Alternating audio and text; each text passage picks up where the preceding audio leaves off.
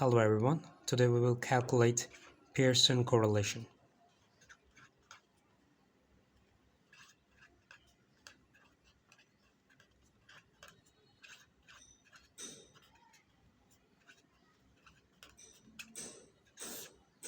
So we will learn how to calculate this Pearson correlation coefficient, which is denoted by R, and it is actually calculates or measures the linear relationship. See, there are many relationships could be possible in a data set. Not always you will apply Pearson correlation. You will only apply Pearson correlation when you just wanted to find out linear relationship, or you wanted to face some kind of a data set which will be linear. Then the Pearson correlation coefficient gives you a better result than the other methods. Suppose there are two variables, x and y. They have measures like 5, 4, 3, and y like 3, 2, 1. Now I wanted to find out this linear relationship between x and y. So for that I have a formula for Pearson correlation coefficient denoted by R is equal to, it is a calculating formula, n into summation xy and minus summation of x into summation of y. At the denominator it will be root over n into summation of x whole square minus summation of x whole to the power square, and I have to give whole to the power bracket, and I have also n into summation of y square minus summation of y whole to the power square. See, if you look at this formula, you will find that there is summation of x. So we have to calculate summation of x here. Summation of x. What is summation of x is here? Summation of x is, yes, 5, 4, 3 is 12. And there will, I have summation of y. So summation of y will be 3 to 1. It will be 6. Similarly, there is summation of xy. So for that I have to take a new column where I will find the multiplication of some x and y's, and if I multiplicate that it will be 15, and it will be 4 2s are 8 and 3 1s are 3, and I need the summation of xy, so I will find out summation of xy, and it is actually 26. Okay, now I need summation of x whole square.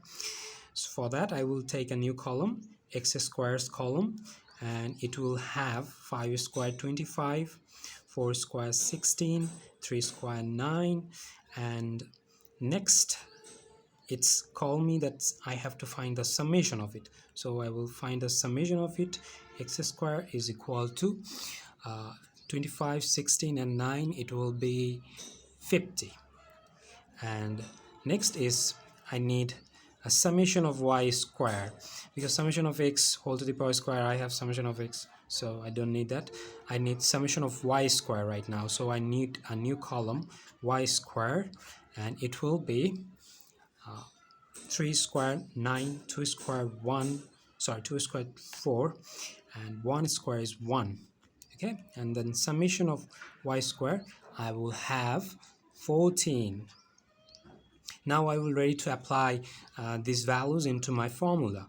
So I will use n, which is the number of observation here, this 5, 4, 3. So there is 3 observations. 3 into summation of xy is 26. 26 minus summation of x is 12. 12 summation of y is 6 into 6. So I have this and this at the top. And the next, under the root, I have 3 into summation of x square is 50, so 50, and minus summation of x whole square, which is 12, and whole square 144. 144. This is 1, and next is n is 3, summation of y square is 14, and summation of y whole to the power square is 6 and 36, so it will be minus 36. All right, next, if you calculate this at the top, I will left with 78 minus it will be 72, and the denominator I will have one, it will be 6, and if I calculate this 3/14 and minus 36, it will be into 6. Now at the top I had 6 and the denominator I have 36. Now it will be 6 under 6, which is 1. So I found the Pearson correlation coefficient 1. And what does this 1 indicates? It indicates a positive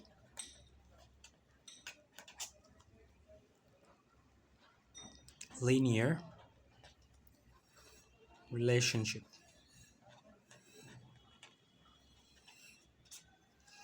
So Pearson correlation tells that these two variables are highly correlated.